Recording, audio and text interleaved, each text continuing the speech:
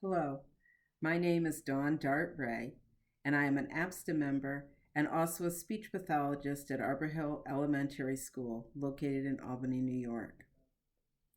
Today, I'm going to share with you my little bit of Black history that, unbeknownst to me, was living right in my house. Black history has always been important to me, and it was one of the things that my parents really spoke about quite a bit to all 8 of us. I grew up in a large family. But little did I know the significance of my father being a pilot and having been in the Air Force Reserves. So I want to introduce you to this gentleman, Lieutenant Clarence Dart. He was one of the original Tuskegee Airmen. He was born and raised in Elmira, New York, and attended Elmira Free Academy. Upon his graduation, he worked for a while. He went to a flight training school in Elmira, and then he was drafted into the Army. So he ended up stationed at Fort Sill, where he was in the Field Artillery Unit, and that's because he was a great mathematician and could do the calculations for pinpointing and aiming the guns to hit their target. But this was never my father's dream. He wanted to be a pilot.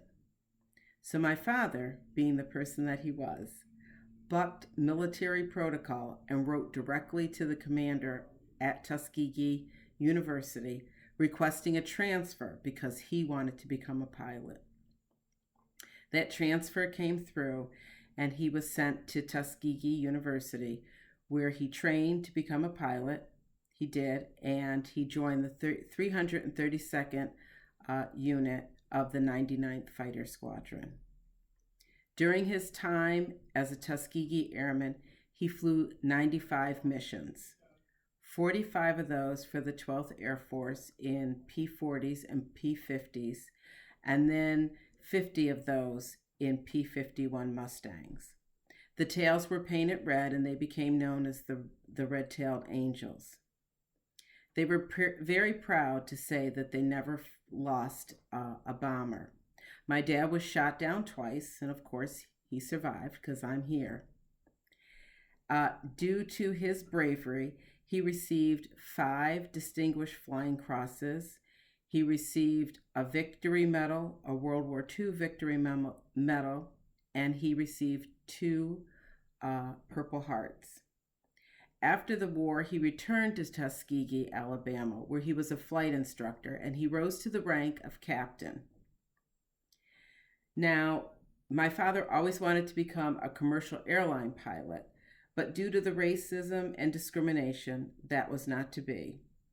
So he moved to Saratoga Springs, where he settled and met my mom, Millie Jackson, married, and had 8 kids. He first began at Flight Test, and then at the Kesslinger site in Malta, and he finally ended up at NOS Atomic Power Lab, where he worked for 39 years as a senior designer draftsman. Through the course of his time here on Earth, and after his retirement from GE, my dad made it a point of going out and speaking at several schools, talking about the role of education and the need to pursue your dreams. But you couldn't pursue your dreams without a good education.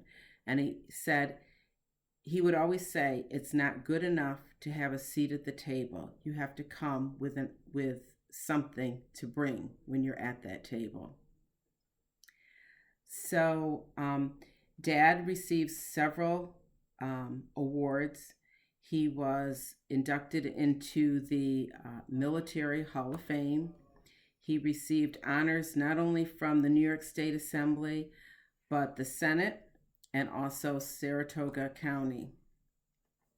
And one of my fondest memories is the fact that he was awarded the Congressional Gold Medal by George W. Bush.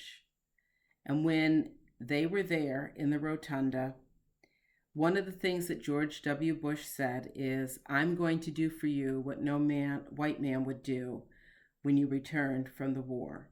And he saluted them. And 300 of these gentlemen stood up in unison, many of them with walkers, canes, and they saluted the president back. That made me cry. That right there told me the significance of my father and his role in the shaping of this country. Just recently, a bench was dedicated in Saratoga, New York, in Congress Park by the War Memorial. And you can go there and see it.